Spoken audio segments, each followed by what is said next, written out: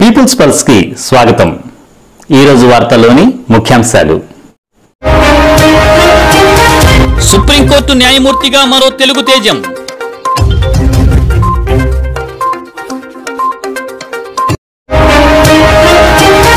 Tokyo పారా Olympics లో సత్తా చాటిన భారత్, ఒకే రోజు 5 పతకాలు.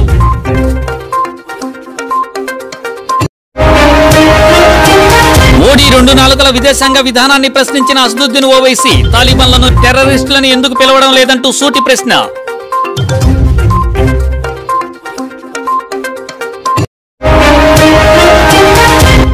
సమాజ సంస్కరణలో ధార్మిక గురువుల పాత్ర, విజయవాడలో ధార్మిక సత్సంగ సమావేశం.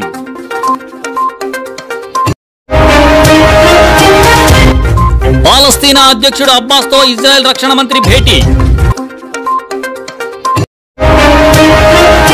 సోషల్ మీడియాలో మోడీ సర్కార్ వ్యతిరేక పోస్టులు పెడితే ఉక్కుపాదం, ఉద్యోగాలు బంద్, పాస్పోర్ట్లు రద్దు. ఎల్ఐసి ఐపీఓకు 10 మర్చెంట్ బ్యాంకర్ల ఎంపిక.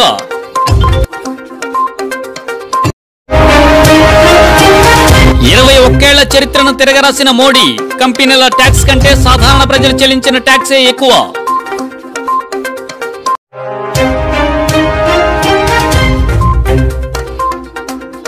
మూడు దశాబ్దాలకు పైగా సుప్రీంకోర్టులో సామాన్యుల సమస్యలపై వాదిస్తూ మచ్చలేని న్యాయవాదిగా పేరొందిన తెలుగు తేజం పమిడి ఘంటం శ్రీనరసింహ మంగళవారం సుప్రీంకోర్టు న్యాయమూర్తిగా నియమితులైన విషయం తెలిసిందే.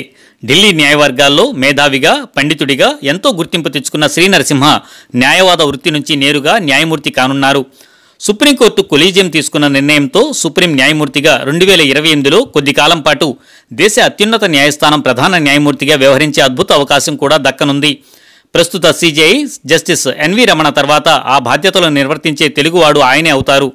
ఆంధ్రప్రదేశ్ హైకోర్టు న్యాయమూర్తిగా పనిచేసిన జస్టిస్ పమిడి ఘంటం కోదండరామయ్య కుమారుడైన నరసింహ తన తండ్రి మార్గదర్శకత్వమే తనను ఈ స్థాయికి చేర్చిందని పేర్కొన్నారు.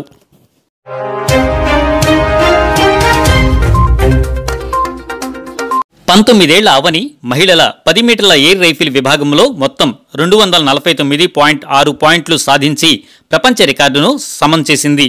పురుషుల జావెలిన్ త్రో F64 విభాగంలో సుమిత్ అంటిల్ ఫైనల్లో వరుసగా 3 సార్లు ప్రపంచ రికార్డు నెలకొల్పి స్వర్ణం గెలుచుకున్నాడు. తొలి ప్రయత్నంలోనే 66.95 మీటర్లతో ప్రపంచ రికార్డు నెలకొల్పిన అతడు రెండో ప్రయత్నంలో 68.08 మీటర్లు విసిరి తన రికార్డును తానే తిరగరాశాడు. ఇక ఐదో ప్రయత్నంలో దానికంటే అధికంగా 68.55 మీటర్లు విసిరి కొత్త చరిత్ర సృష్టించాడు. జావెలిన్ త్రోలో 2004, 2016లో స్వర్ణ పతకాలు సాధించిన భారత్కు చెందిన దేవేంద్ర జజారియా ఈసారి రజతం అందుకున్నాడు. జావెలిన్ త్రో F46 విభాగంలో 64.35 మీటర్లు విసిరి రెండో స్థానంలో నిలిచాడు. ఇది అతని అత్యుత్తమ వ్యక్తిగత రికార్డు కావడం విశేషం. ఇదే విభాగంలో భారత్కు చెందిన మరో ఆటగాడు సుందర్ సింగ్ గుర్జార్ కాంస్య పతకం సాధించాడు. ఎలాంటి అంచనాలు లేకుండా బరిలోకి దిగిన గుర్జార్ F46 విభాగంలో మూడో స్థానంలో నిలిచాడు. 64.01 మీటర్ల విసిరి కాంస్యం అందుకున్నాడు. దీంతో ఒకే క్రీడాంశంలో భారత్కు 2 పతకాలు లభించాయి.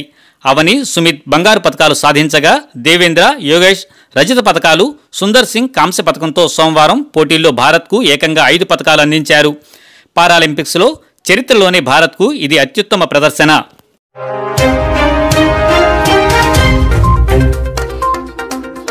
మజ్లిస్ ఎంపీ అసదుద్దీన్ ఓవైసీ మరోసారి కేంద్రంపై విరుచుకుపడ్డారు.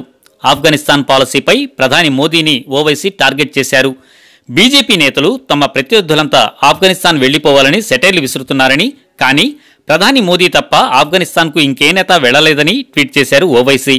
తమ ప్రత్యర్థులను బీజేపీ నేతలు తాలిబాన్లు అని విమర్శిస్తున్నారని, కానీ తాలిబాన్లు ఆక్రమించిన దేశానికి మోదీ $3 బిలియన్ సాయం చేసిన విషయాన్ని మర్చారని అన్నారు. తాలిబాన్లను ఇప్పటి వరకు మోదీ ప్రభుత్వం టెర్రరిస్టు అని పిలవడం లేదని విమర్శించారు. తాలిబాన్ పాలనపై మోదీ ఒక్క ప్రకటన కూడా చేయలేదన్నారు. ఆఫ్ఘనిస్తాన్ విషయంలో ప్రధాని మోదీ 2 నాల్కల ధోరణితో వ్యవహరిస్తున్నారని విమర్శించారు. చైనాపై కూడా మోదీ బీజేపీ ప్రభుత్వానికి స్పష్టమైన విధానం లేదన్నారు. చైనా ఉత్పత్తులను బహిష్కరించాలని బీజేపీ నేతలు ఊకతప్పుడు ఉపన్యాసాలు ఇస్తున్నారని, విపక్ష నేతలను చైనా ఏజెంట్లని విమర్శిస్తున్నారని, కానీ మోదీ అధికారంలోకి వచ్చాక చైనాతో వ్యాపారం రెట్టింపైందని విమర్శించారు. ఇతర దేశాలతో వాణిజ్య సంబంధాలను తగ్గించుకున్న మోదీ ప్రభుత్వం చైనాతో మాత్రం పెంచుకుందన్నారు. చైనా పేరు ఎత్తడానికే ప్రధాని మోదీ భయపడుతున్నారని మండిపడ్డారు. భారత భూభాగాన్ని చైనా ఆక్రమించినప్పటికీ వాస్తవాన్ని ప్రధాని మోదీ ఒప్పుకోవడం లేదన్నారు. చైనాతో కూడా మోదీ సర్కార్ సీక్రెట్ ఒప్పందం కుదుర్చుకుందన్నారు. చైనా అంటే మోదీకి ఎందుకు భయమని ప్రశ్నించారు అసదుద్దీన్ ఓవైసీ. బీజేపీ నేతలు దీనిపై సమాధానం చెప్పాలని ఓవైసీ డిమాండ్ చేశారు.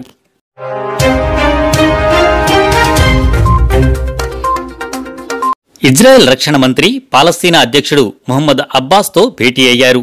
ఇదొక అరుదైన సమావేశమే అయినప్పటికీ శాంతి చర్చలు తిరిగి ప్రారంభించే ప్రణాళికలేవీ తమకు లేవని ఇజ్రాయెల్ ప్రధాని నఫ్తాల్ బెర్నెట్ సన్నిహితులు కొందరు తెలిపారు. రమల్లాలో రక్షణ మంత్రి బెన్నీ గాంజ్ అబ్బాస్ను కలుసుకున్నారు. 86 ఏళ్ల పాలస్తీనా నేత ఇజ్రాయెల్ కేబినెట్ సభ్యుడితో ప్రత్యక్ష చర్చలు జరపడం ఇదే ప్రథమం. భద్రతా విధానం, పౌర, ఆర్థిక అంశాలపై సమావేశం ప్రధానంగా కేంద్రీకరించిందని ఇజ్రాయెల్ రక్షణ కార్యాలయం తెలిపింది. అంతకు కొద్ది గంటల ముందుగానే బెన్నెట్ బైడెన్తో భేటీ ముగించుకుని వాషింగ్టన్ నుండి తిరిగి వచ్చారు. పాలస్తీనా అథారిటీ ఆర్థిక వ్యవస్థను బలోపేతం చేసే చర్యలు తీసుకోవాలని ఇజ్రాయెల్ భావిస్తోందని అబ్బాస్కు గాంట్ తెలియజేసినట్లు ఇజ్రాయెల్ రక్షణ శాఖ ఒక ప్రకటనలో పేర్కొంది. వెస్ట్ బ్యాంక్, గాజాల్లో భద్రత, ఆర్థిక పరిస్థితులపై ఒక రూపమిచ్చే విషయంపై వారు చర్చించారని ఆ ప్రకటన తెలిపింది. తదుపరి దశలో కూడా చర్చలు కొనసాగించాలని అంగీకరించారు. పాలస్తీనియన్లతో ఎలాంటి శాంతి క్రమం లేదని సంబంధిత వర్గాలు స్పష్టం చేశాయి. విస్తృతంగా చర్చలు సాగించిన అనంతరం తాము ముఖాముఖి సమావేశం జరిపినట్లు గంచ్ కార్యాలయం తెలిపింది. కాగా దీనిపై పాలస్తీనా వ్యాఖ్యలు ఇంతవరకు వెల్లడవలేదు.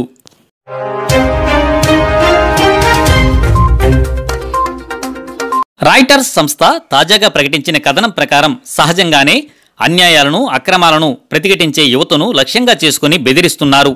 దీనిలో భాగంగా యువతీ యువకుల సోషల్ మీడియా ఖాతాలపై పెద్ద ఎత్తున నిఘా పెడుతున్నారు. మోడీ ప్రభుత్వానికి వ్యతిరేకంగా పోస్టులు పెట్టినా, ప్రజా ఉద్యమాలు, మానవ హక్కులను బలపరుస్తూ వ్యాఖ్యలు చేసినా వారిపై పోలీసులు ఉక్కుపాదం మోపుతున్నారు. దేశద్రోహ ముద్ర వేయడంతో పాటు ప్రభుత్వ ఉద్యోగాలకు అనర్హులుగా ప్రకటించడం, పాస్పోర్టులు రద్దు చేయడం లేదా తిరస్కరించడం వంటి చర్యలకు దిగుతున్నారు. ప్రత్యక్షంగా ఆ కార్యక్రమాల్లో పాల్గొంటే మరింత కఠిన చర్యలు తీసుకుంటున్నారు. ఇప్పటికే జమ్మూ కాశ్మీర్, బీహార్, ఉత్తరాఖండ్ రాష్ట్రాల్లో తరహా నిర్బంధ చర్యలు ప్రారంభమయ్యాయి. ఏ తరహా నిరసన ప్రదర్శనలో పాల్గొన్నా లేదా ప్రచారం చేసినా పాస్పోర్టులు రద్దు చేస్తాం, ప్రభుత్వ ఉద్యోగాలకు అనర్హులుగా ప్రకటిస్తామని బీహార్ రాష్ట్ర పోలీస్ శాఖ ఇటీవల ప్రకటించింది. ఉత్తరాఖండ్ పోలీసులు సోషల్ మీడియా పోస్టులను ఎప్పటికప్పుడు పర్యవేక్షిస్తుంటామని, సంఘ వ్యతిరేక, దేశ వ్యతిరేక పోస్టులు కనబడితే వారి పాస్పోర్టు దరఖాస్తులు రద్దు చేస్తామని ప్రకటించారు. జమ్మూ కాశ్మీర్లో పరిస్థితి మరింత ఘోరంగా ఉంది. అక్కడ ఇప్పటికే పలువురిని ఉద్యోగాలకు అనర్హులుగా ప్రకటించినట్లు సమాచారం.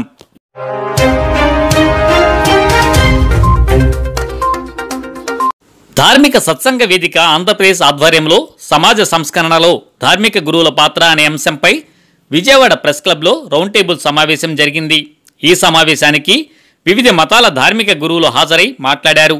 త్రిదిండి అష్టాక్షరి జీయర్ స్వామీజీ మాట్లాడుతూ, నేటి పాలకులు మతాన్ని తమ స్వార్థానికి వినియోగించుకుంటున్నారని, నిజానికి ధార్మిక గురువులే దేశంలో శాంతి స్థాపనకు కృషి చేయగలరని, అందుకు ఈ సత్సంగ వేదిక పునాదులు వేసిందని తెలిపారు.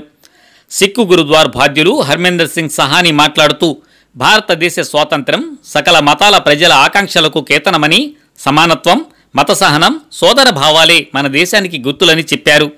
Roman Catholic church father Bala మాట్లాడుతూ, భారతదేశం సెక్యులర్ దేశమని, భారత రాజ్యాంగం అందించిన విలువలు ఈ దేశానికి మూలాలుగా ఉన్నాయని తెలియపరిచారు. వెంకటేశ్వర ఏగి గురిజీ మాట్లాడుతూ, మత సామరస్యం, మత సహిష్ణుతలు భారత సనాతన సంస్కృతికి జీవకర్ర అని చెప్పారు.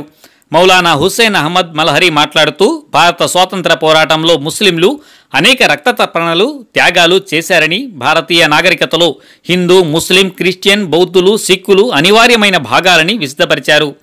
బిషప్ శోభన్ బాబు మాట్లాడుతూ, ప్రజలు తమ తమ మత విశ్వాసాలను పరిరక్షించుకుంటూనే విద్వేషరహితంగా జీవించడమే అసలైన భారతీయత అని చెప్పారు. మౌలానా నసీర్ అహ్మద్ ఉమ్రీ మాట్లాడుతూ, భారతీయ సనాతన సాంప్రదాయానికి విద్వేషం లేదని, మన అందరి సృష్టికర్త ఒక్కడేనని తెలియజెప్పారు. చివరగా సభ అధ్యక్షులు మొహమ్మద్ రఫీక్ మాట్లాడుతూ, మత ధార్మిక గురువుల సహాయంతో సమాజంలో పేరుకుపోయిన అన్యాయం, దౌర్జన్యం, అవినీతి, వర్ణ వివక్ష, అశ్లీలం, వరకట్నం, మద్యం, జూదం, మూఢనమ్మకాలు, హత్యాకాండలు, వడ్డీ, దుబారా ఖర్చులు లాంటి చెడుల నిర్మూలనకు నడుం బిగించాలని పిలుపునిచ్చారు. ఈ కార్యక్రమంలో సభా నిర్వాహకులు కెఎం సుభాన్, సైకిల్ శ్రీ స్వామి శ్రీ దొడ్డ వెంకటేశ్వరరావు, బిషప్ డాక్టర్ ఆనంద్ పాల్ ఋషి, సూఫీ గురువులు సయ్యద్ షా బుఖారీ, మౌలానా అబ్దుల్లా ఉమ్రీ, డాక్టర్ మల్లెల ఆల్రాజు, జమాతే ఇస్లాం హింద్ నగర అధ్యక్షులు ముషాహిద్ బేగ్ తదితరులు పాల్గొన్నారు.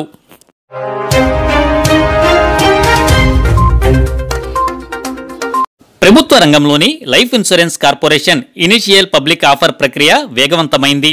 ఈ నిర్వహణకు 10 మర్చెంట్ బ్యాంకర్ సంస్థలను ప్రభుత్వం ఎంపిక చేసింది. ఇందులో గోల్డ్మెన్ సాక్స్ group, JP Morgan Chase, ICICI securities, Kotak Mahindra capital, JM financial, Citi group, Nomura holdings తదితరాలను షార్ట్ లిస్ట్ చేసింది.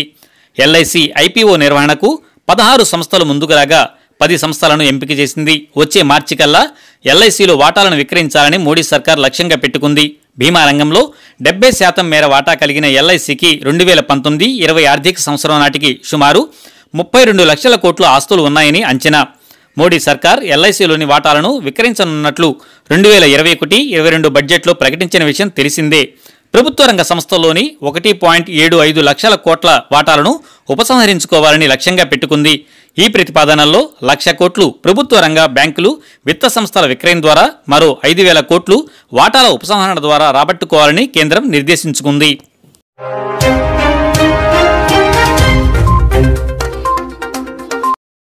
ప్రత్యక్ష పన్నుల సేకరణలో రికార్డు నమోదైంది.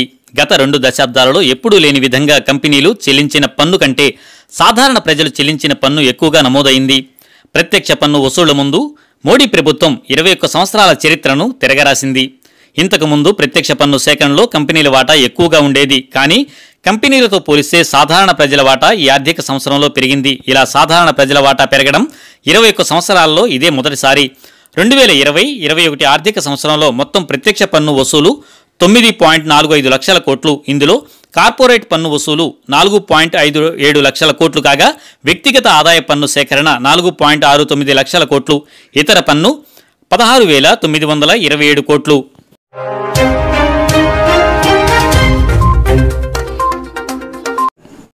వార్తలు ఇంతటితో సమాప్తం. చూస్తూ ఉండండి పీపుల్స్ పల్స్. సామాన్య ప్రజల గుండె సవ్వడి, ప్రజానాడి. చూస్తూ ఉండండి పీపుల్స్ పల్స్.